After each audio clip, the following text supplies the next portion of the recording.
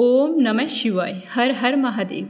आज सावन माह के शुक्ल पक्ष की द्वादशी तिथि और बुधवार है।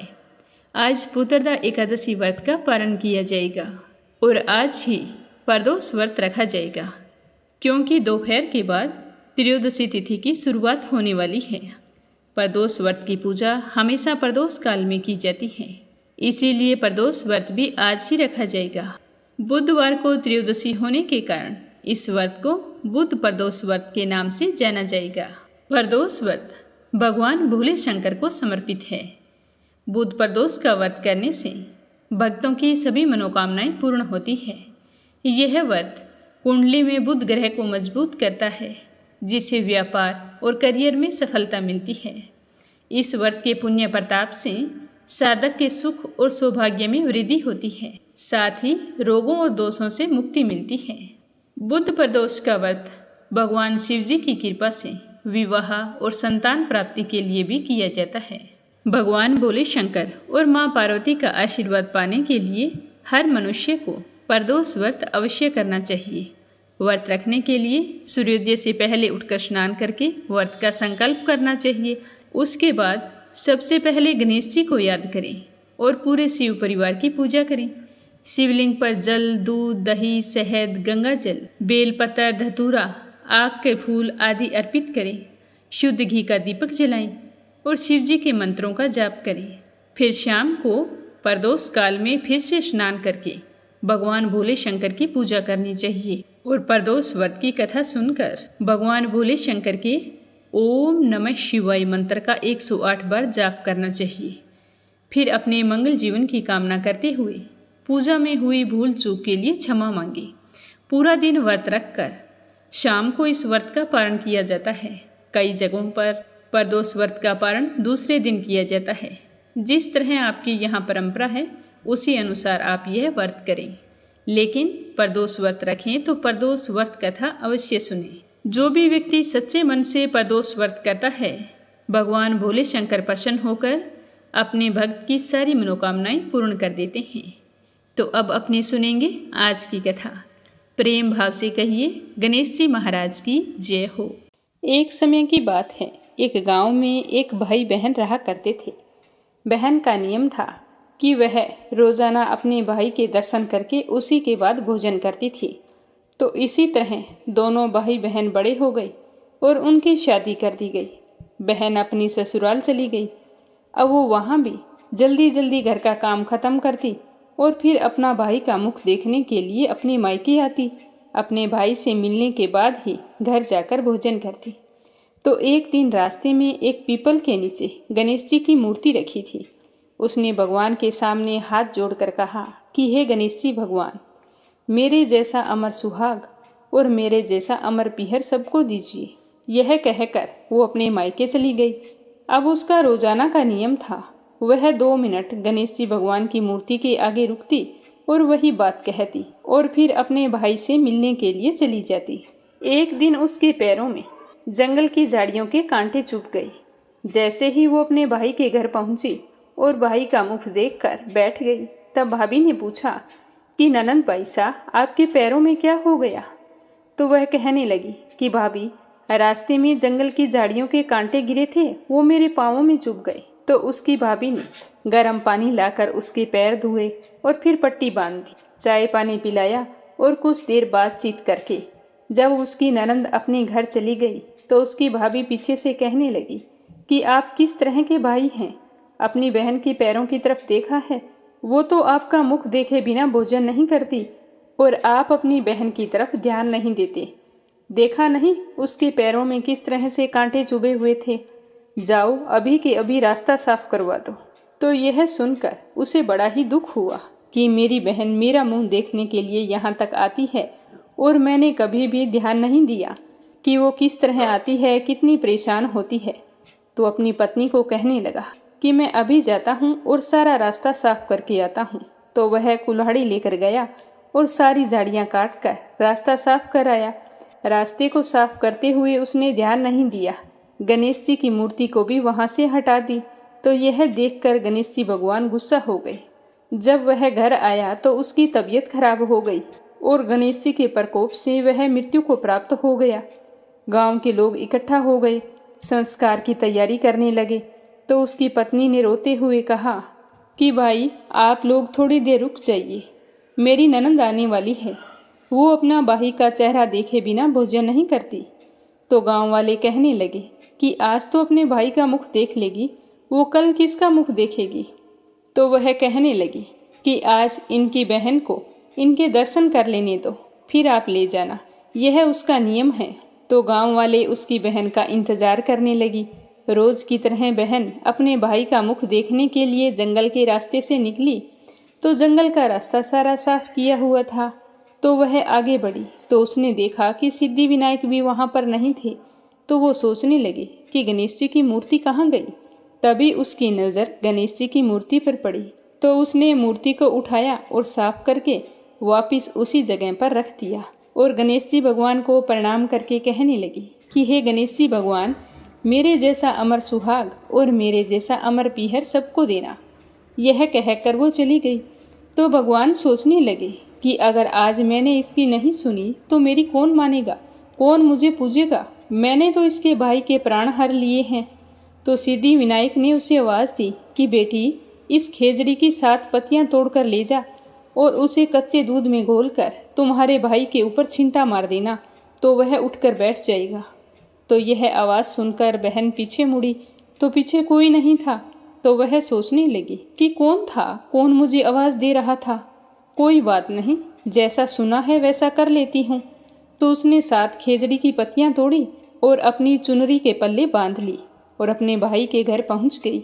वहाँ जाकर देखा तो खूब सारे लोग इकट्ठा होकर बैठे थे। भाभी रो रही थी और भाई की लाश रखी हुई थी। तो यह देखकर उसे बहुत दुख हुआ। फिर उसे पत्तियों वाली बात याद आई। तो जैसे उसने सुना था उसी तरह उसने दूध में उन पत्तियों को घोलकर अपने भाई के ऊपर छींटा दिया। तो उसका भाई तो उठकर बैठ गया और कहने लगा कि बहन, आज तो मुझे बहुत गहरी नींद आई। तो अपने भाई की बात सुनकर उसकी बहन कहने लगी कि भैया, ऐसी गहरी नींद तो किसी दुश्मन को भी ना आई। यह कहते हुए उसने सारी बात अपने भाई को बता दी। तो यह सुनकर उसके भैया और भाभी बहुत ही खुश हुए और गांव वालों को भी यह जानकर बड़ी ही हैरानी हुई। सारे कहने लगे कि बहन में सत्य था जो उसने अपने भाई को मौत के मुंह से वापस निकाल लिया है। और सारे गणेश जी भगवान का जयकारा लगाने लगे। हे गणेश जी भगवान, जैसे आपने उस लड़की के भाई की रक्षा की, वैसे ही सभी बहनों के भाइयों की रक्षा करना और उनका अमर पीहर और अमर सुहाग बनाए रखना। जो भी आपकी इस कथा को श्रद्धा भाव से सुने, उसकी सारी मनोकामनाएं पूर्ण करना। बोलो गणेश जी भगवान की जय हो। अब अगली कहानी अपने सुनते हैं राजा अम्बरीश की, जिसे द्वादशी के दिन सुनना बहुत ही पुण्यदायी माना गया है। बोलो विष्णु भगवान की जय हो। राजा अम्बरीश भगवान श्री हरि के परम भगत थे। उनके पास खूब धन दौलत था। 7 द्वीप, अचल संपत्ति और अतुल ऐश्वर्य के शासक होने के बाद भी इन सब चीज़ों को वो सपने के समान समझते थे। राजा अम्बरीश का मानना था कि जिस धन वैभव के लोभ में पड़कर मनुष्य घोर नरक में जाता है, वह केवल 4 दिन की चांदनी होती है। राजा अम्बरीश का भगवान श्री कृष्ण में और उनके प्रेमी साधुओं में परम प्रेम था। उन्होंने अपने मन को श्री कृष्ण के चरणों में और वाणी को भगवान के गुणों का गान करने में, हाथों को श्री हरि के मंदिर में मार्जन में और अपने कानों को भगवान की मंगलमयी कथा के सुनने में लगा रखा था। उन्होंने अपने नेत्रों को श्री हरि के विग्रह व मंदिरों के दर्शन में, नासिका को उनके चरण कमलों पर चढ़ी श्रीमती तुलसी की दिव्य गंध में और जीवा को भगवान के प्रति अर्पित निवेद प्रसाद में संलग्न कर दिया था। राजा अम्बरीश के पैर भगवान के क्षेत्र आदि की पैदल यात्रा करने में लगे रहते थे और वे सिर से भगवान श्री कृष्ण के चरण कमलों की वंदना किया करते थे। इस प्रकार उन्होंने अपने सारे कर्म यज्ञ पुरुष इंद्रियातीत भगवान के प्रति उन्हें सर्वात्मा एवं सर्वरूप समझकर समर्पित कर दिए थे और भगवत ब्राह्मणों की आज्ञा के अनुसार ही वे इस पृथ्वी पर शासन करते थे। तो इस तरह राजा अम्बरीश की अनन्य प्रेममयी भक्ति से प्रसन्न होकर भगवान ने उनकी रक्षा के लिए सुदर्शन चक्र को नियुक्त किया था, जो हमेशा राजा अम्बरीश की रक्षा के लिए तैयार रहता था। एक समय की बात है, राजा अम्बरीश अपनी पत्नी के साथ भगवान श्री कृष्ण की आराधना करने के लिए 1 वर्ष तक द्वादशी प्रधान एकादशी व्रत करने का नियम लिया था। व्रत की समाप्ति होने पर कार्तिक महीने में उन्होंने 3 रात का उपवास किया और एक दिन यमुना जी में स्नान करके भगवान श्री कृष्ण की पूजा करके पहले ब्राह्मणों को भोजन करवाया, फिर सुसज्जित गौएं उन ब्राह्मणों के घर भेज दी। इस तरह से ब्राह्मण देवताओं को अच्छी तरह खुश करके उनसे आज्ञा लेकर व्रत के पारण की तैयारी करने लगे। तो उसी समय ऋषि दुर्वासा वहां पर पहुंच गए, जो श्राप और वरदान देने में माहिर थे। ऋषि दुर्वासा को देखते ही अम्बरीश उठकर खड़े हो गए, आसन देकर उन्हें बैठाया और विविध सामग्रियों से उनके चरणों में प्रणाम करके भोजन के लिए प्रार्थना की। दुर्वासा जी ने राजा अम्बरीश की प्रार्थना स्वीकार कर ली और कहने लगे कि भोजन तो मैं करूँगा, पर पहले स्नान करके आऊँगा। तो वह नदी तट पर चले गए। वहाँ पर ब्रह्मा जी का ध्यान करते हुए यमुना के पवित्र जल में स्नान करते रहे और उधर राजा अम्बरीश के पारण का समय बीतता जा रहा था। द्वादशी केवल 1 घड़ी भर की शेष रह गई थी। तो राजा अम्बरीश तो धर्म संकट में पड़ गए। तो ब्राह्मणों से परामर्श करने लगे, कहने लगे कि ब्राह्मण देवताओं, ब्राह्मण को बिना भोजन करवाए स्वयं खा लेना और द्वादशी रहते पारण ना करना, दोनों में ही दोष है। इसीलिए आप मुझे ऐसा कोई उपाय बताओ जैसा करने में मेरी भलाई हो और मुझे पाप ना लगे। मुझे क्या करना चाहिए? तो सारे ब्राह्मण विचार करके कहने लगे कि श्रुतियों में ऐसा कहा गया है कि जल पी लेना भोजन करना भी है और नहीं करना भी है, इसीलिए इस समय तुम जल से पारण कर लो। तो ऐसा निश्चय करके मन ही मन भगवान का चिंतन करते हुए राजा अम्बरीश ने जल पी लिया और फिर दुर्वासा जी के आने का इंतजार करने लगे। दुर्वासा जी आवश्यक कर्मों से निवृत्त होकर यमुना तट से लौट आए। जब राजा ने आगे बढ़कर उनका अभिनंदन किया, तब उन्होंने अनुमान से ही समझ लिया कि राजा अम्बरीश ने पारण कर लिया है। तो उन्हें गुस्सा आ गया। उस समय दुर्वासा जी बहुत भूखे थे, तो वो क्रोध से थर थर कांपने लगे और उन्होंने हाथ जोड़कर खड़े राजा अम्बरीश से कहा, अरे इसे देखो तो सही, यह कितना क्रूर है, धन के मद में मतवाला हो रहा है। भगवान की भक्ति तो इसे छू नहीं सकती। यह अपने आप को समर्थ मानता है, इससे बड़ा तो कोई है ही नहीं। इसने तो आज धर्म का उल्लंघन करके बड़ा अन्याय किया है।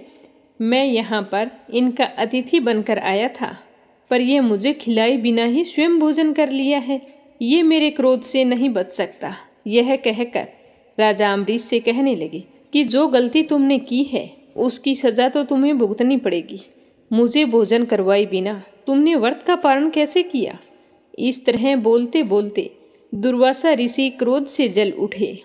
उन्होंने अपनी एक जटा उखाड़ी और जमीन पर डाल दी। उससे एक राक्षसी उत्पन्न हुई। तो ऋषि दुर्वासा ने उससे कहा कि राजा अम्बरीश को मार डालो। तो वह आग के समान जलती हुई हाथ में तलवार लेकर राजा अम्बरीश पर टूट पड़ी। परम पुरुष परमात्मा ने अपने सेवक की रक्षा के लिए पहले ही सुदर्शन चक्र को नियुक्त कर रखा था। तो जैसे आग क्रोध से गुर्राते हुए सांप को भस्म कर देती है, वैसे ही सुदर्शन चक्र ने दुर्वासा जी की कृत्या को जलाकर ढेर कर दिया। जब दुर्वासा जी ने देखा कि मेरी बनाई हुई कृत्या तो जल रही है और सुदर्शन चक्र मेरी ओर आ रहा है, तो वे भयभीत हो गए और अपने प्राणों को बचाने के लिए वहां से भाग निकले। अब आगे आगे ऋषि दुर्वासा और पीछे पीछे सुदर्शन चक्र। तो दुर्वासा ऋषि भागते भागते आकाश, पृथ्वी, अतल वितल आदि नीचे के लोक, समुंदर, लोकपाल और उनके द्वारा सुरक्षित लोकों में एवं स्वर्ग लोक तक पहुंच गए। पर सुदर्शन चक्र उनके पीछे लगा ही रहा। तो इस तरह चक्र को अपने पीछे लगा हुआ देखकर ऋषि दुर्वासा डर गए।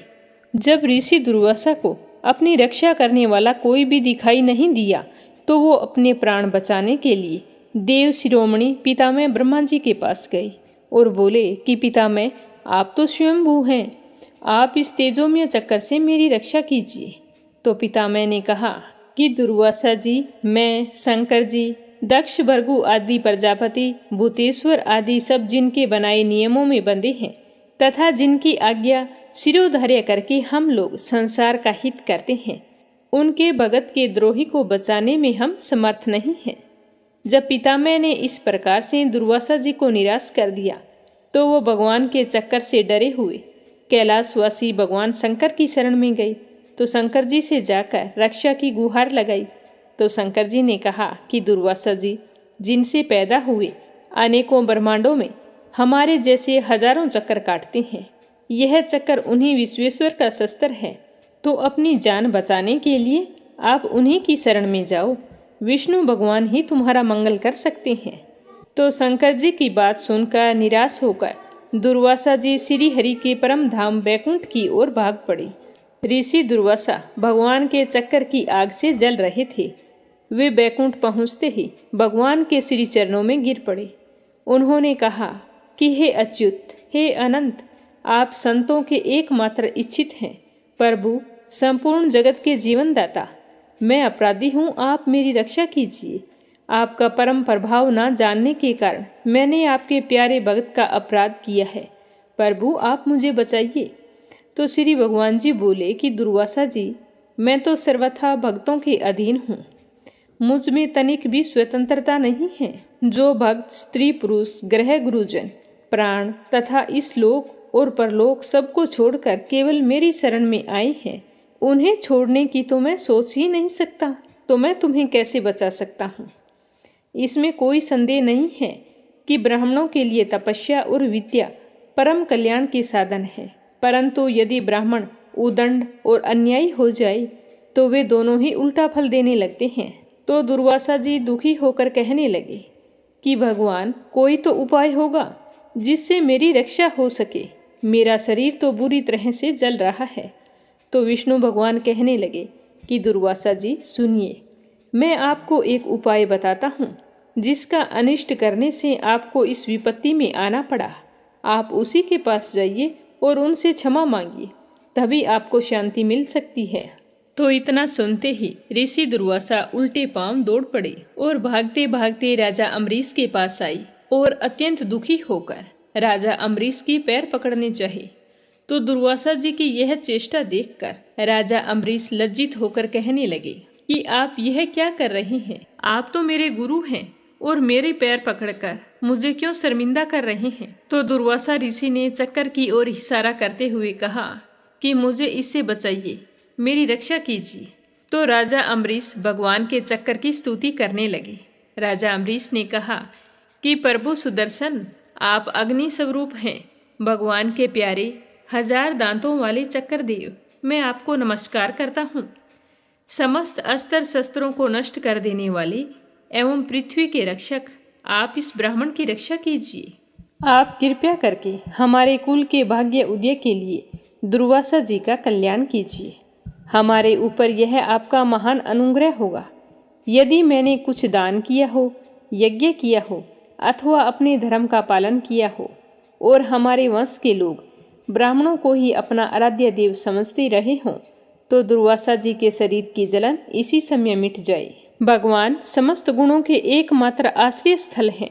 यदि मैंने समस्त प्राणियों की आत्मा के रूप में उन्हें देखा हो और वे मुझ पर प्रसन्न हों, तो दुर्वासा जी के हृदय की सारी जलन मिट जाए।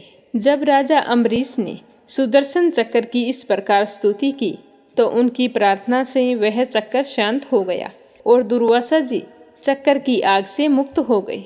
उनका चित्त स्वस्थ हो गया और वे राजा अम्बरीश को अनेकों उत्तम आशीर्वाद देते हुए उनकी प्रशंसा करने लगे। दुर्वासा जी ने कहा कि धन्य है, आज मैंने भगवान के प्रेमी भक्तों का महत्व देखा। राजन, मैंने आपका अपमान किया, फिर भी आप मेरे लिए मंगल कामना कर रहे हैं। महाराज अम्बरीश, आपका हृदय करुणा भाव से परिपूर्ण है। आपने मेरे ऊपर महान अनुग्रह किया है। आपने मेरे अपराध को भुलाकर मेरी रक्षा की है। जब से ऋषि दुर्वासा के पीछे वो सुदर्शन चक्कर पड़ा था और वो अपने जीवन की रक्षा के लिए भाग रहे थे, तो सभी देवी देवताओं के पास जाकर राजा अम्बरीश के पास लौट कर आए। तब तक 1 साल का समय व्यतीत हो चुका था।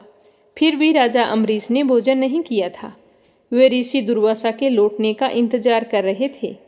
तो उन्होंने दुर्वासा जी के चरण पकड़ लिए और उन्हें प्रसन्न करके विधि पूर्वक भोजन करवाया। तो यह देखकर दुर्वासा ऋषि बहुत ही खुश हुए। राजा अम्बरीश के गुणों की प्रशंसा करते हुए उनसे अनुमति लेकर आकाश मार्ग से प्रस्थान कर गए। इस तरह ऋषि दुर्वासा के प्रसन्नता पूर्वक चले जाने के बाद में राजा अम्बरीश ने अपने परिवारजनों के साथ बड़े ही प्रेम पूर्वक भोजन किया। कुछ साल बीतने के बाद में राजा अम्बरीश अपने ही समान भक्त पुत्रों पर राज्य का भार छोड़कर स्वयं वन में चले गए।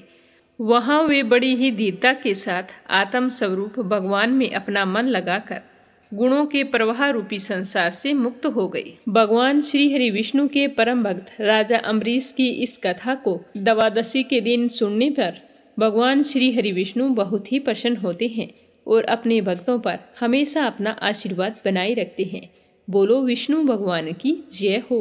अब अपने सुनते हैं प्रदोष व्रत कथा। बोलो भोले शंकर की जय हो, माँ पार्वती जी की जय हो। अब अपने भगवान भोले शंकर का आशीर्वाद पाने के लिए सुनेंगे प्रदोष व्रत कथा। पौराणिक कथा के अनुसार एक गांव में एक गरीब ब्राह्मण रहता था। उसकी पत्नी प्रदोष व्रत किया करती थी। उनका एक ही पुत्र था। एक दिन पुत्र गंगा स्नान करने के लिए गया था। वहाँ चोरों ने उसे घेर लिया और कहने लगे कि तुम हमें अपने पिता के गुप्त धन के बारे में बता दो। तुम्हारे पिताजी ने धन कहाँ पर छुपा कर रखा है। अगर तुमने नहीं बताया तो हम तुम्हें मार डालेंगे।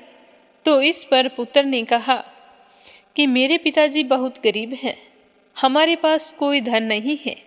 तो चोर कहने लगे कि तुम्हारे पास पोटली है, वो दिखाओ उसमें क्या है। तो वह कहने लगा कि इस पोटली के अंदर मेरी माँ ने मेरे लिए रोटी भेजी है। तो चोर कहने लगे कि इस पोटली को खोल कर दिखाओ। तो उस बालक ने डरते डरते वह पोटली चोरों को थमा दी।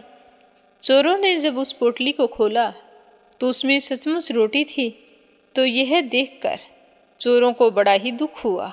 वे कहने लगे कि इसके पास सच में धन नहीं है, ये सच बोल रहा है कि इसके पिताजी गरीब हैं। चलो इसे छोड़ देते हैं, अपने कोई और देखते हैं। और उस बालक की हालत पर तरस खाकर उसे छोड़कर वहाँ से चल दिए। वह बालक वहाँ से चल पड़ा, लेकिन वह डर और चलने के कारण बहुत ही ज़्यादा थक चुका था। तो एक बरगद का वृक्ष आया, उसके नीचे वह बैठ गया और थकान की वजह से उसे वहीं पर नींद आ गई। उसी दिन शहर में पुलिस चोरों की तलाश कर रही थी। तो तलाशते तलाशते पुलिस वहीं बरगद के पेड़ के नीचे पहुंच गई। सूर्य अस्त होने वाला था। तो पुलिस सोचने लगी कि यह बालक चोर है, तभी तो यहाँ इस समय अकेला ही बैठा हुआ है। तो पुलिस वालों ने उस ब्राह्मण के बालक को चोर समझकर पकड़ लिया और राजा के पास लेकर गए। कहने लगे कि राजन, हम एक चोर पकड़ कर लाए हैं। तो वह बालक कहने लगा कि राजन, आप मेरी बात सुनिए। तो राजा ने उस बालक की बात को सुने बिना ही उसे कारावास में डालने का आदेश दे दिया। तो वह बालक बेचारा दुखी और परेशान वहाँ बैठकर रोने लगा और कोई उसके पास चारा नहीं था।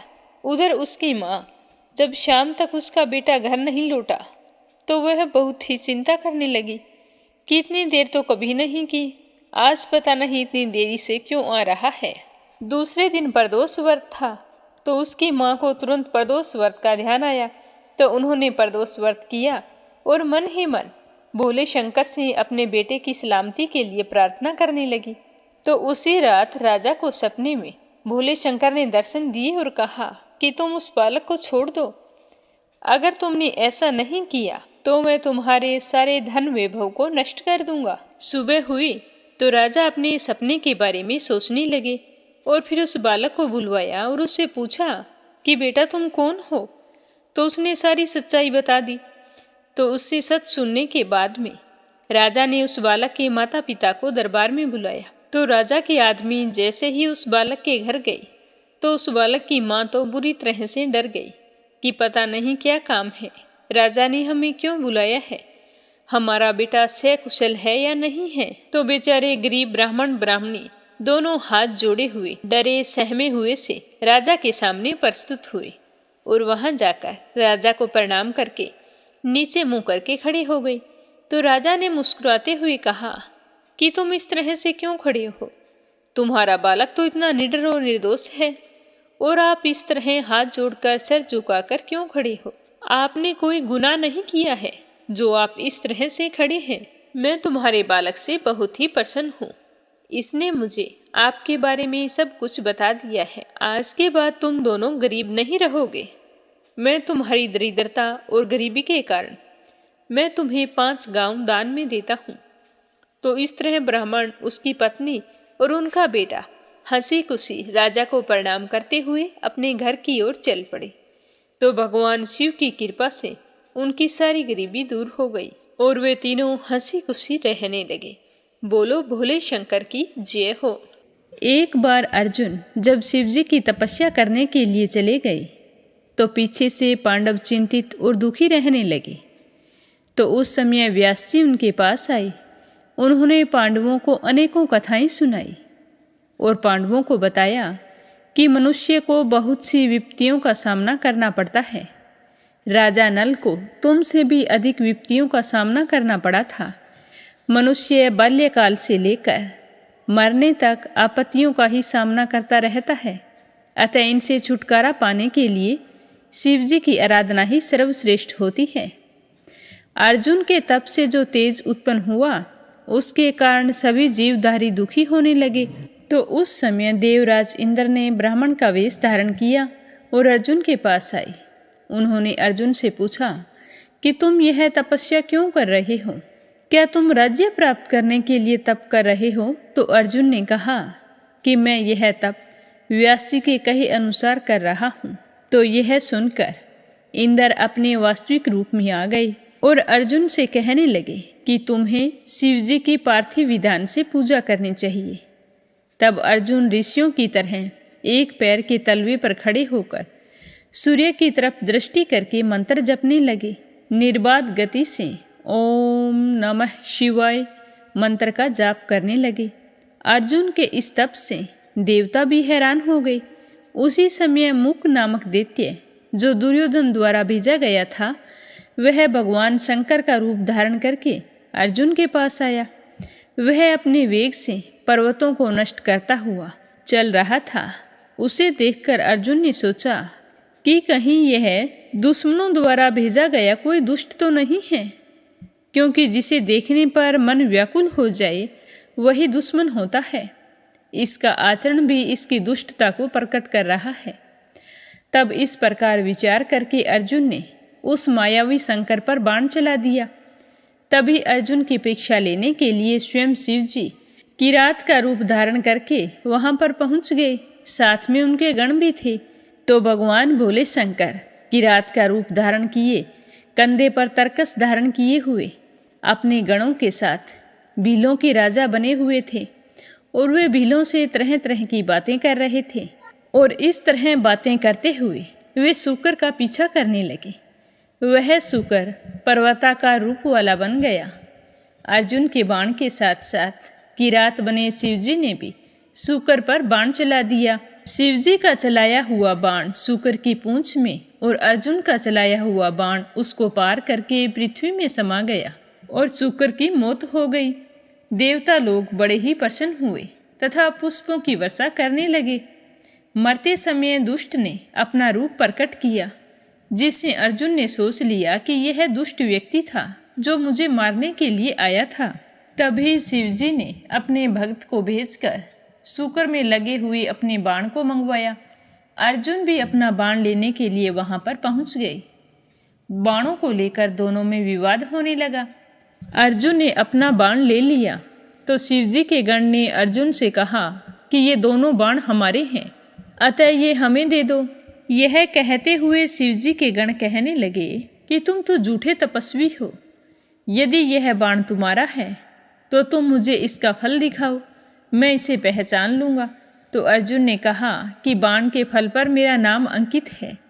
अब तुझे क्या, तेरे स्वामी को ही दिखाऊंगा। तेरे साथ मेरा युद्ध शोभा नहीं देता। तुम्हारे स्वामी को बुलाओ, मैं उनके साथ युद्ध करूंगा। तो इसके बाद किरात बने शिवजी अपनी सेना लेकर अर्जुन के पास युद्ध करने के लिए पहुंच गए। अर्जुन भी धनुष बाण लेकर युद्ध करने को तैयार था। भगवान शंकर ने अपने गण को भेजकर अर्जुन से कहलवाया कि हे तपस्वी, कि तुम बाण को छोड़कर चले जाओ। एक छोटे से बाण के लिए युद्ध करने के लिए उतावले क्यों हो रहे हो? जब ये बात शिवजी के गण ने आकर अर्जुन से कही तो अर्जुन ने उससे कहा कि तुम भीलराज किरात से जाकर कह दो कि यदि मैं ऐसा करूँगा तो मैं कुल कलंकी कहलाऊँगा। युद्ध तो मैं अवश्य करूँगा, भला कहीं सिंह भी भेड़िए से भयभीत होता है। तो यह सुनकर किरात रूपी भगवान शिव अर्जुन के बहुत निकट तक पहुँच गए। इसके बाद अर्जुन ने शिवजी का स्मरण करके युद्ध करना शुरू कर दिया। भीलराज किरात ने भी अपने पैने बाणों से अर्जुन को पीड़ा पहुंचानी शुरू कर दी। अर्जुन की मार काट से गण भागने लगे। अर्जुन भारी बाणों से भगवान शंकर पर भी प्रहार कर रहे थे और शंकर जी अर्जुन पर बाण चलाते हुए दया का भाव प्रदर्शित कर रहे थे। अर्जुन के बाणों का उन पर कोई असर नहीं हो रहा था। अब भगवान शंकर ने अर्जुन को निकट से अपने असली रूप के दर्शन कराए। इससे अर्जुन लज्जित होकर भगवान शंकर के चरणों में लोटपोट हो गई और पश्चाताप करते हुए कहने लगे कि हे त्रिलोकीनाथ, मुझसे ये क्या हो गया? मैंने आपसे युद्ध किया। हे दया के सागर, मेरा अपराध क्षमा करो। मैं तो अज्ञानी हूँ, मूर्ख हूँ, मुझे इसके बारे में कुछ भी पता नहीं है। तो भगवान शंकर अर्जुन की बात सुनकर कहने लगे कि तुम खेद मत करो, तुम तो मेरे सबसे बड़े भक्त हो। मैं तो तुम्हारी परीक्षा ले रहा था। सो हे अर्जुन, तुम शोक का परित्याग कर दे और जो भी तुम्हारी इच्छा है मुझसे वरदान मांग। तो यह सुनकर अर्जुन ने हाथ जोड़कर मस्तक झुकाकर भगवान भोले शंकर की स्तुति करने लगा कि हे दीनानाथ, हे भोलेनाथ, अगर आप मुझ पर सचमुच प्रसन्न हैं और मुझे वरदान देना चाहते हैं तो मुझे यह वरदान दीजिए कि मैं दुश्मनों पर विजय प्राप्त करूं। इस तरह कहकर अर्जुन भगवान शिवजी के चरणों में वंदना करने लगा। तब भगवान शंकर ने अपना दुर्गम पाशुपात अस्त्र अर्जुन को देकर कहा कि इससे तुम्हारी युद्ध में विजय होगी। इसके साथ ही मैं श्री कृष्ण से तुम्हारी सहायता करने के लिए कह दूंगा और उनकी सहायता के द्वारा ही तुम निष्कंटक राज्य करोगे। इतना कहकर अर्जुन के सिर पर आशीर्वाद का हाथ फेरकर भगवान भोले शंकर अंतर्ध्यान हो गए। भगवान भोले शंकर और अर्जुन की यह कथा सर्व मंगलदायक तथा सभी मनोरथों को पूर्ण करने वाली है। तो प्रेम से कहिए भोले शंकर की जय हो। अब अपने सुनते हैं स्कंद पुराण का आगे का अध्याय। तो प्रेम भाव से सुनते रहिए। बोलो स्कंद पुराण की जय हो, शिव परिवार की जय हो। पितामह ब्रह्मा जी कहने लगे कि हे सनक, अरुणाचल रूप से स्थित हुए भगवान शंकर के स्वरूप का जो लोग दर्शन और नमस्कार करते हैं वे निश्चय ही कृतार्थ हो जाते हैं। अरुणाचल का दर्शन समस्त तीर्थों में स्नान और संपूर्ण यज्ञों के अनुष्ठान का फल देने वाला है। उससे भगवान सदाशिव बहुत ही प्रसन्न होते हैं। जो लोग प्रदक्षिणा, नमस्कार, तपस्या और नियमों द्वारा अरुणाचलेश्वर का पूजन करता है, भगवान शिव उनके अधीन हो जाते हैं। तपस्या, योग और दान से भी भगवान शंकर वैसे प्रसन्न नहीं होते जैसा कि एक बार भी अरुणाचल के दर्शन से प्रसन्न हो जाते हैं। जिसके द्वारा अरुणाचल लिंग की पूजा होती है उसे कलयुग का दोष नहीं लगता है और उसकी आदि व्याधि दूर हो जाती है। नेमिषारण्य तीर्थ में निवास करने वाले मुनियों ने सूत जी से कहा कि सब स्थानों में जो शिव जी का परम उत्तम स्थान है उसका वर्णन हम सुनना चाहते हैं। तो मुनियों की बात सुनकर सूत जी कहने लगे कि हे मुनियों, पूर्व काल में नंदीश्वर के मुख से मार्कंडेय जी ने जो कुछ सुना था उसका वर्णन करता हूँ, तुम सारे के सारे प्रेम भाव से सुनना। मार्कंडेय जी कहने लगे कि हे नंदीश्वर, इस संपूर्ण त्रिलोकी में तथा समस्त आगमों, पुराणों और वेदों में भी कोई ऐसी बात नहीं है जो आपको विदित ना हो। आपने पहले यह बताया है कि भूमि पर मनुष्यों को लौकिक सुख, सर्वभोग तथा कैवल्य तीनों की प्राप्ति हो सकती है। इनमें से प्रथम दो वस्तुएं लौकिक सुख और स्वर्ग भोग, इनका पुण्य क्षीण हो जाने पर प्राय नष्ट हो जाती है, परंतु तृतीय वस्तु मोक्ष, जिसका कभी नाश नहीं होता, उसकी सिद्धि अपने बुद्धि एवं विज्ञान के द्वारा बतलाई गई है। किंतु समस्त देहधारियों को विशुद्ध ज्ञान दुर्लभ है। वही ज्ञान किसी किसी क्षेत्र में शास्त्र आदि पढ़े बिना ही केवल शिव जी के पूजन मात्र से ही सिद्ध हो जाता है। अतः जिस स्थान के महात्म्य से समस्त शरीरधारियों को नियम पूर्वक शुद्ध ज्ञान की प्राप्ति हो जाती है, उसका वर्णन मैं सुनना चाहता हूँ। इस तरह कहकर मार्कंडेय जी ने अन्य मुनिंद्रों और महात्माओं के साथ शिलाद पुत्र नंदीश्वर के चरणार बिंदों में सब शास्त्रों की प्राप्ति के लिए नमस्कार किया। तब नंदीकेश्वर ने उनकी बात सुनकर कहा कि हे मुनि, तुमने जिसके विषय में पूछा है वे शिव प्रधान तीर्थ स्थान इस भूतल पर अवश्य हैं।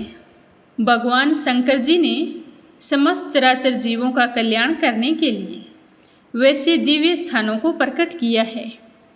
देहधारियों का अपने अपने कर्मों के अनुसार भिन्न भिन्न योनियों में जन्म होता है।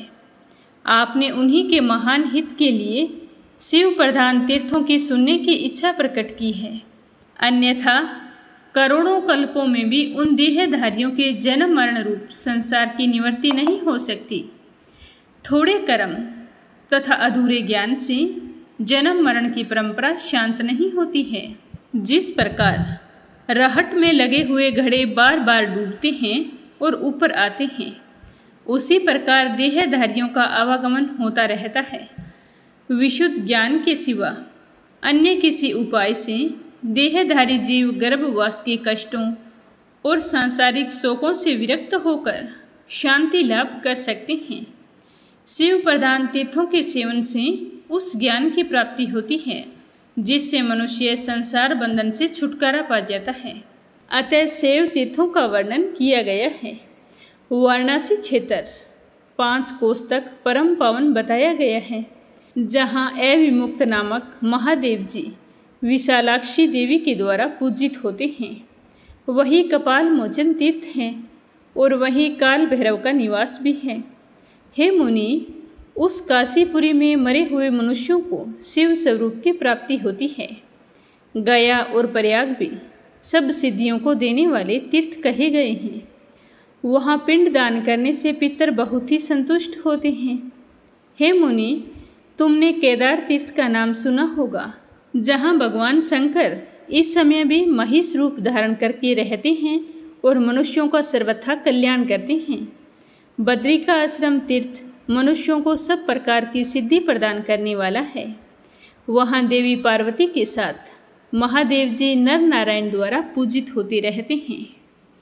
तुमने नैमिषारण्य क्षेत्र का नाम भी सुना होगा, जहाँ त्रिपुरासुर का विनाश करने वाले देवादिदेव महादेव जी निवास करते हैं।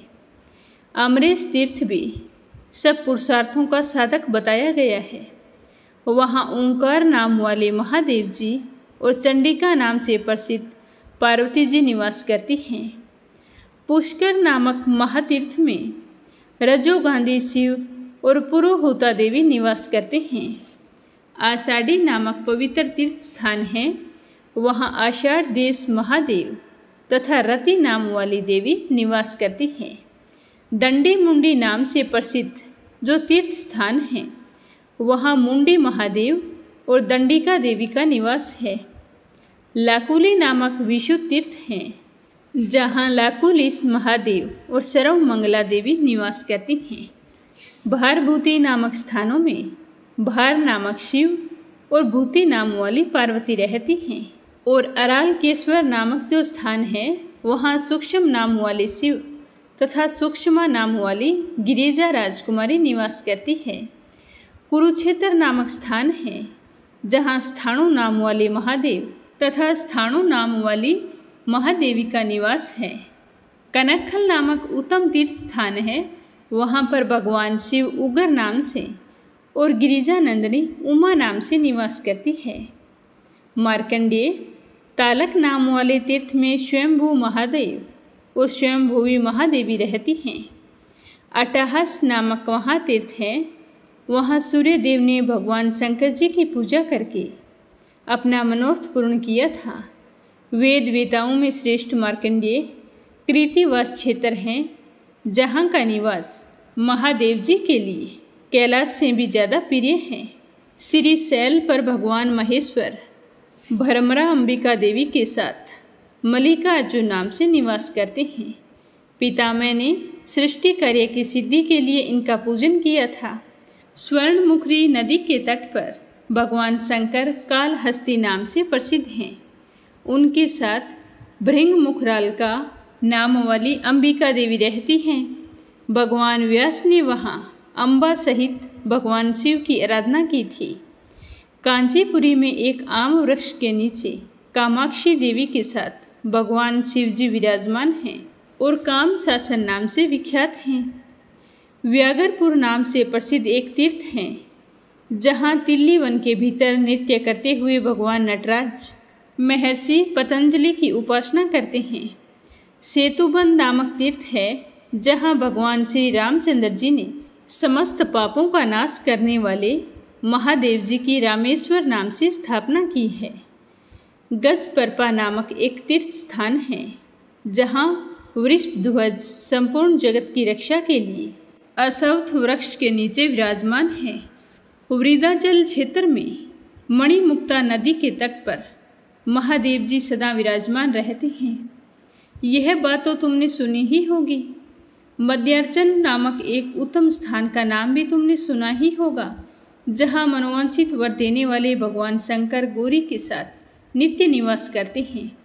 भगवान सोमनाथ जहाँ निवास करते हैं, उस सोम तीर्थ का नाम तो तुमने सुना ही होगा, जहाँ शरीर त्याग करने वाले पुरुषों को पुनः संसार बंधन की प्राप्ति नहीं होती।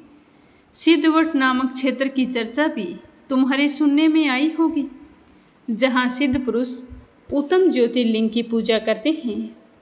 कमल लायन नामक क्षेत्र का नाम तुम्हारे कानों में अवश्य पड़ा होगा, जहाँ वाल्मीकेश्वर की पूजा करने से लक्ष्मी देवी ने अद्भुत ज्ञान प्राप्त किया था। और द्रोणपुर, इस तीर्थ को तो तुम जरूर जानते होंगे, जहाँ कलयुग की समाप्ति में समुद्र के क्षुब्ध हो जाने पर भगवान पार्वतीपति नौका पर आरूढ़ होते हैं। और ब्रह्मापुर क्षेत्र का नाम तो तुम्हारे सुनने में आया ही होगा। वहाँ पर पितामह ब्रह्मा जी ने पुष्करिणी के तट पर महादेव जी की स्थापना की थी। तुम कोटिक नामक क्षेत्र को भी जानते होवोगे, जहाँ भगवान चंद्रशेखर भली भांति ध्यान करने वाले पुरुषों के करोड़ों पापों का संहार करते हैं। गोकर्ण क्षेत्र का नाम भी तुमने अवश्य ही सुना होगा, जिसके समीप भगवान शिव की आराधना की अभिलाषा रखने वाले परशुराम जी स्वर्ग लोक तक का सुख भी नहीं चाहते हैं। और त्रिपुरांतक क्षेत्र का नाम भी तुमने अवश्य सुना होगा, जहाँ 3 नेत्रों वाले भगवान शिव अपना दर्शन करने वाले पुरुषों के नरक भय का निवारण करते हैं। कालंजर क्षेत्र, जहाँ निवास करने वाले भगवान नीलकंठ भक्तों के भयंकर संसार रोग का निवारण करते हैं। पेरियाल वन प्रसिद्ध क्षेत्र है, जहाँ भगवान अंबिकापति ने दूध की इच्छा रखने वाले उपमन्यु को दूध का ही समुद्र दे डाला था।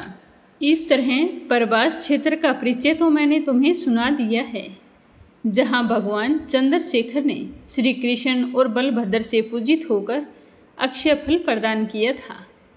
वेदरण्य तीर्थ को तुम जानते हो, जहाँ प्रजापति दक्ष ने मोह के लिए भगवान शंकर की प्रार्थना की थी। और हेमकूट का नाम तो तुमने सुना ही होगा, जो भगवान त्रिलोचन का स्थान है, जहाँ तपस्या करने वाले पुरुषों का पुनर्जन्म नहीं होता है। वेणुवन नामक क्षेत्र सब पापों का नाश करने वाला है, जहाँ वंशलता के गर्भ से मुक्तामणि में भगवान शिव जी प्रकट हुए थे। और अंधकासुर के दुश्मन भगवान शिव का जालंधर नामक स्थान तो तुमने सुना होगा, जहाँ तपस्या करके जालंधर ने शिव गुणों का अधिपत्य प्राप्त किया था। और ज्वालामुख नामक स्थान को तो तुम जरूर जानते होंगे। वहाँ ज्वालामुखी देवी ने भगवान काल रुद्र का पूजन किया था। भद्रपट नाम से प्रसिद्ध एक क्षेत्र है जिसे तुमने भी सुना होगा, जहाँ भक्तों ने संपत्ति के लिए भगवान त्रिलोचन का पूजन किया था। गंधमादन क्षेत्र तुम्हारे सुनने में आया होगा, जहाँ भगवान मृत्युंजय की पूजा करके मनुष्य निश्चय ही सुख प्राप्त करता है। मैंने शिवजी के गौ पर्वत नामक स्थान का भी परिचय दे दिया है।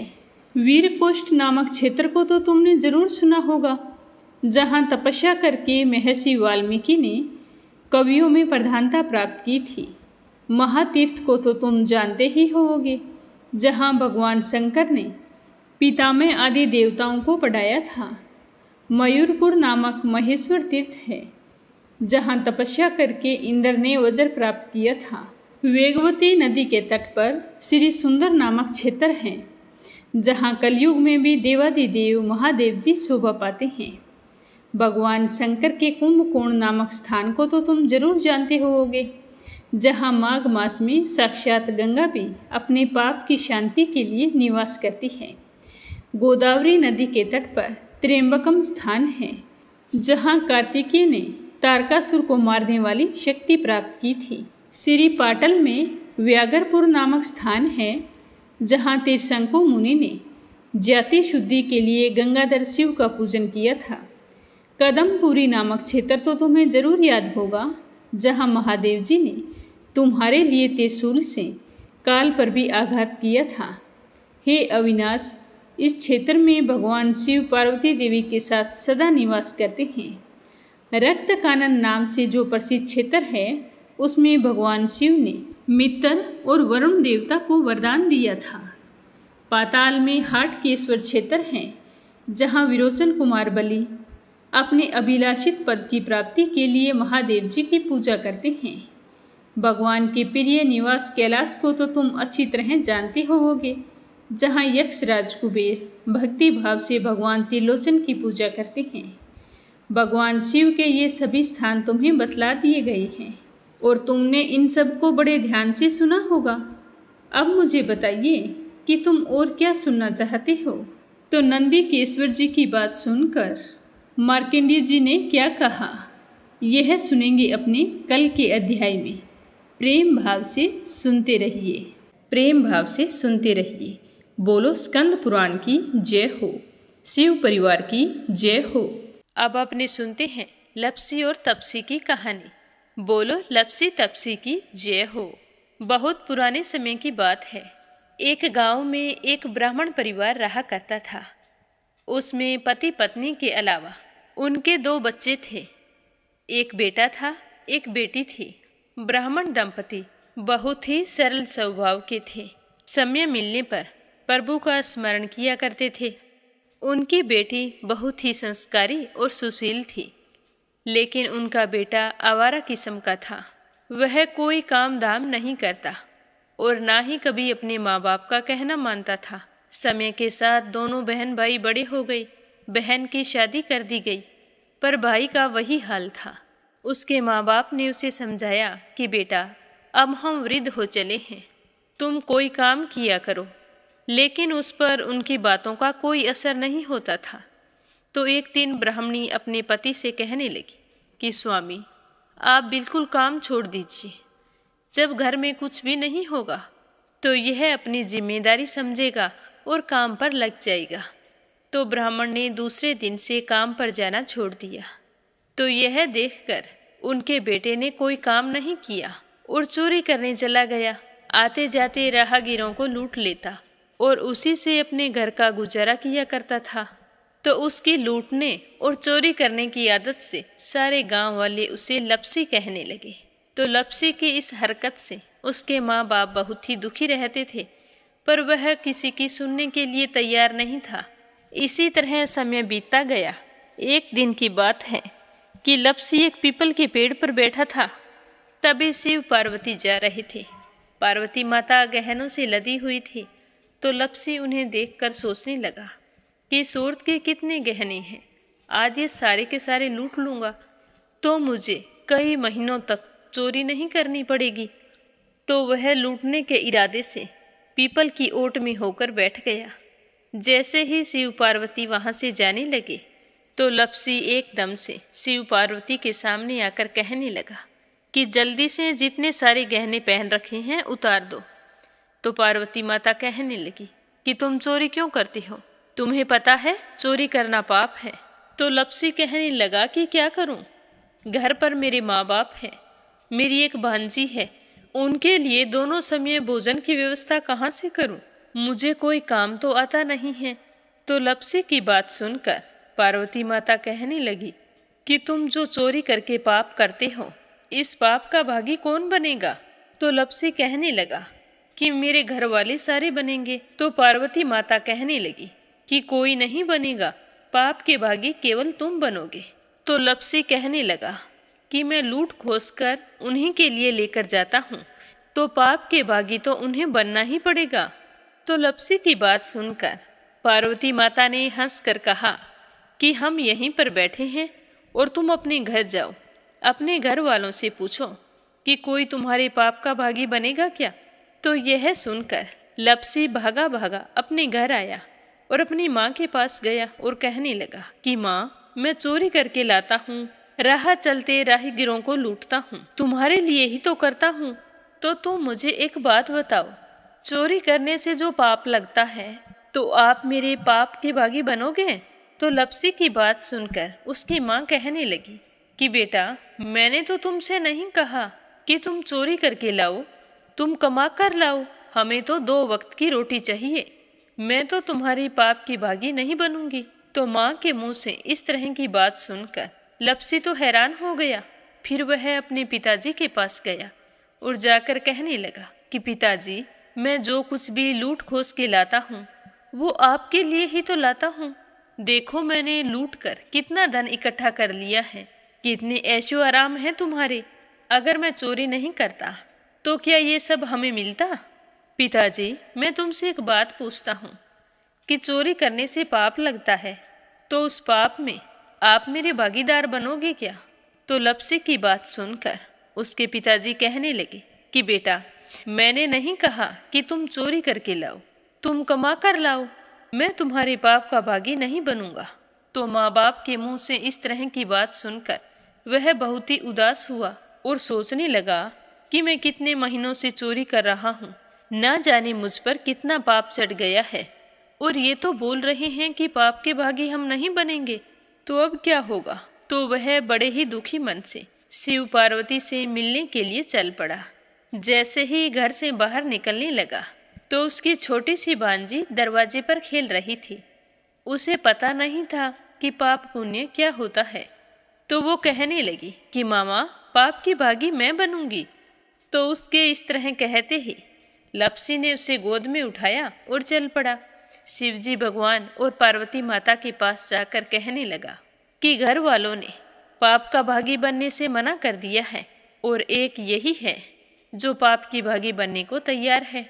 फिर लप्सी बड़े ही दीन स्वर में कहने लगा कि हे भगवान, मैं समझ गया हूँ कि चोरी करना पाप है। आज तक जो मैंने काम किया वो बहुत ही गलत था, लेकिन अब मैं इसका प्रायश्चित करना चाहता हूँ।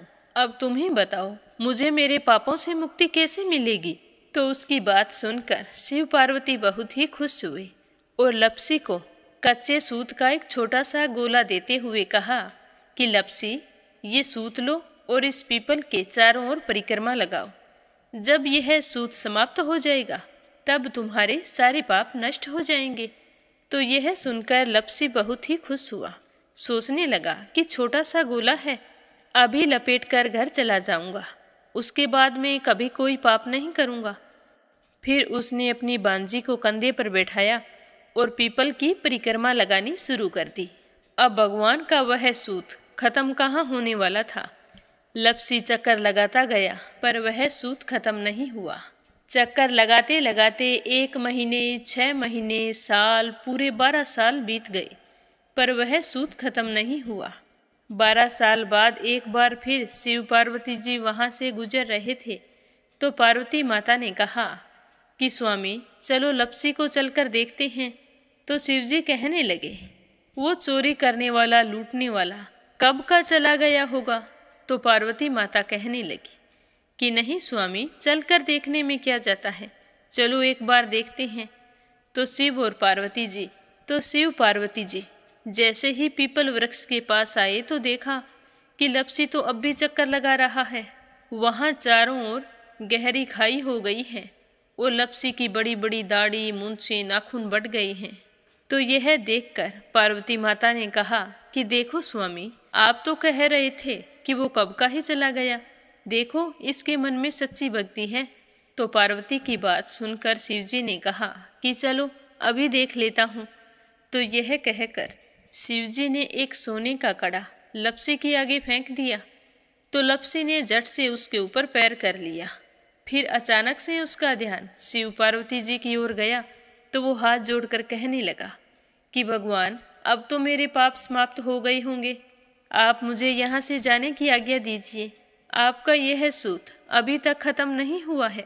तो शिवजी भगवान ने कहा कि तुम्हारे पाप कर्म भी अभी तक पूरे नहीं हुए हैं। तो शिवजी की बात सुनकर लपसी कहने लगा कि भगवान, मुझे पूरे 12 वर्ष हो गए हैं आपकी भक्ति करते करते, और अब भी आप मुझ पर शक कर रहे हैं। तो शिवजी ने कहा कि अपना पैर उठाओ। तो जैसे ही लपसी ने अपना पैर उठाया तो उसके पैर के नीचे सोने का कड़ा था। तो यह देखकर लपसी शर्मिंदा हो गया और कहने लगा कि प्रभु, गलती हो गई, मुझे माफ़ करो, आगे से मैं ऐसी गलती कभी नहीं करूँगा।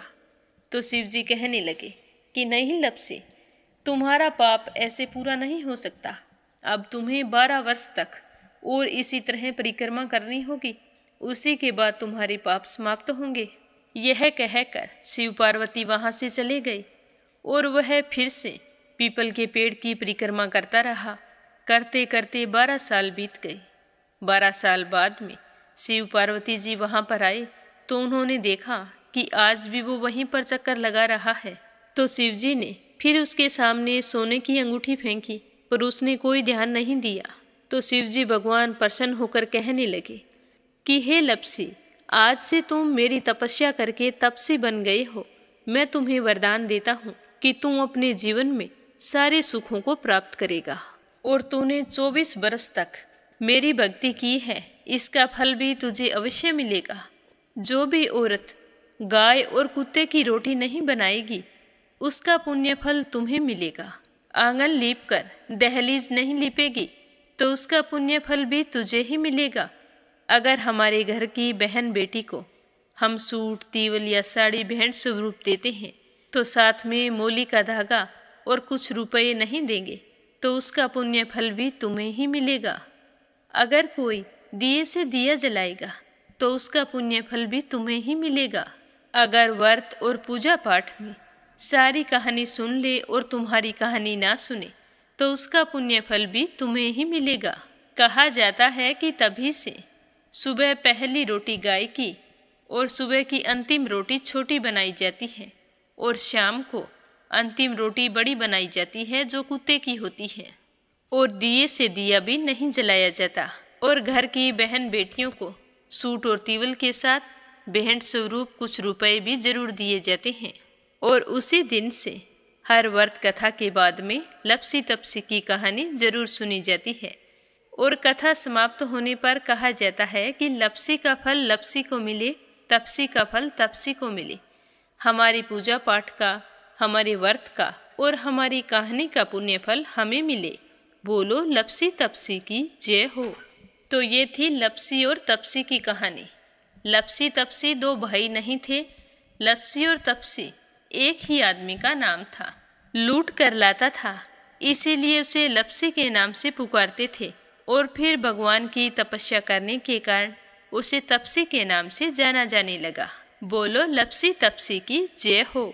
अब अपने सुनते हैं प्यारे श्रोताओं के नाम। आज का पहला कमेंट परमेश्वरी रघुवीर सिंह हैं दिल्ली से। दूसरा है प्रिया रणवीर देसवाल, पवनी देसवाल, वरदान देसवाल मेरठ से। और तीसरा है संजय, सोनिया, हिताक्षी, दीपेश, मयंक हरियाणा से। आरती खेरावर अगरखर से। सरला रानी करणपुर से। सुनीता पवार, सुनीता गोयल उत्तराखंड से। राधा रोहिला दिल्ली से। देवी सिंह, कार्तिक, पायल, सौम्या, उमा रघुवंशी गजबा सौदा से। अपराजिता मीना श्रीवास्तव नेपाल से। UN तिवारी इंदिरा तिवारी लखनऊ से। श्रीमती यशोदा उड़ीसा से। गोवर्धन बैठा रांची से। रुक्मणी शर्मा अंबाला से। आशा शर्मा विष्णु ज्योति अंशु भीलवाड़ा से। मंजुला कपूर पंजाब से।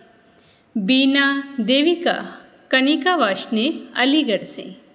शीला सिन्हा मीरा श्रीवास्तव ममता श्रीवास्तव माला छम्मा जौनपुर से। नर बहादुर पाल नेपाल से।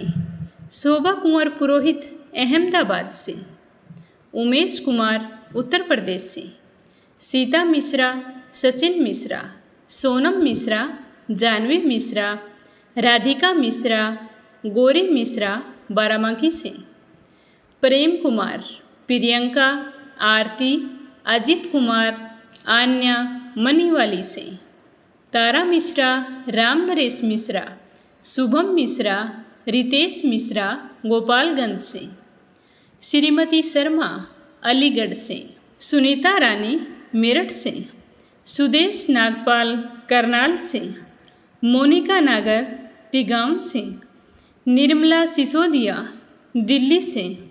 गीता गोस्वामी सुनीता गोस्वामी मेरठ से। श्यामवती सुषमा विष्णु कार्तिक हरियाणा से। सीमा गोयल सतपाल गोयल पानीपत से। नीमा मठपाल रामनगर से। रवि सैनी सीमा सैनी मलियाना से। मंजू चौधरी भीलवाड़ा से। दिल्ली बहादुर भंडारी सरिता भंडारी नम्रता भंडारी सूरज भंडारी नेपाल से। सरला रानी करणपुर से। इंदु रानी साहिबाबाद से। रेखा धर्मेंद्र शर्मा जयपुर से। सम्मन प्रसाद दिल्ली से। संगीता अग्रवाल कमला देवी अग्रवाल दुलिया महाराष्ट्र से। गीता सैनी करनाल से। कोमल निर्मल मुंबई मीरा रोड से। सुमन चांदोरा जोधपुर से। सरोज अग्रवाल जबलपुर से। परमिला मलिक मीनू हर्षल भौमिक मलिक सोनीपत से। बीना कालड़ा आगरा से। संजीव कंसल कविता कंसल हितेश कंसल आरुष कंसल रानी कंसल मुजफ्फरनगर से। क्षमा परतुल वडोदरा से। शशि वर्मा अंजलि वर्मा करण वर्मा पंजाब से। रजनी बड़ोला उत्तराखंड से। प्रमोद यादव साहो हिमाचल प्रदेश से। नीलम जायसवाल हैदराबाद से। सावित्री ईश्वरलाल रामचंदानी गाजियाबाद से। रामवती देवी जगबीर सिंह रवि कुमार राहुल कुमार अनुज कुमार रुद्र कुमार ज्योति वंदना भावना आराध्या आन्या अविका तोलू मोलू मेरठ से। शांताबेन वाघेला गुजरात से। श्रीमती कमलेश जबलपुर से। शीला सिन्हा मीरा श्रीवास्तव ममता श्रीवास्तव माला छम्मा जौनपुर से। विप्लव हाजोंग असम से। राजकुमार दीप शिखा लखनऊ से। प्रदीप बत्रा परवीन बत्रा दिल्ली से। कमलेश भल्ला जम्मू से। विमला नेपाल से। सीमा जोशी रवि कुमार जोशी दिल्ली से। नंदा पांडुरंग पुजारी ब्रह्मपुरी महाराष्ट्र से। रेखा भट्ट मुंबई से। अशोक कुमार जी भटनागर भोपाल मध्य प्रदेश से। निर्मला पांचाल करनाल से। स्मिता सीताराम गायकवाड़ महाराष्ट्र से। पूजा पाठक उत्तराखंड देहरादून कोशानी से। जयश्री पवार गोरखनाथ पवार महाराष्ट्र से। के लक्ष्मण दास उमरकोट से। मीनू वालिया दिल्ली से। निकिता सेजवानी अहमदाबाद से। आप सभी श्रोताओं का बहुत बहुत धन्यवाद। अपना प्यार और विश्वास इस चैनल के साथ हमेशा यूं ही बनाए रखना। रोजाना प्रस्तुत होने वाली कथाओं को लाइक करना और ज़्यादा से ज़्यादा शिव भक्तों में शेयर करना, ताकि हमारा ये मीरा भक्ति स्टोरीज परिवार खूब बड़ा हो, खूब तरक्की करे। आप सभी के मंगल जीवन की कामना करते हुए ओम नमः शिवाय। हर हर महादेव।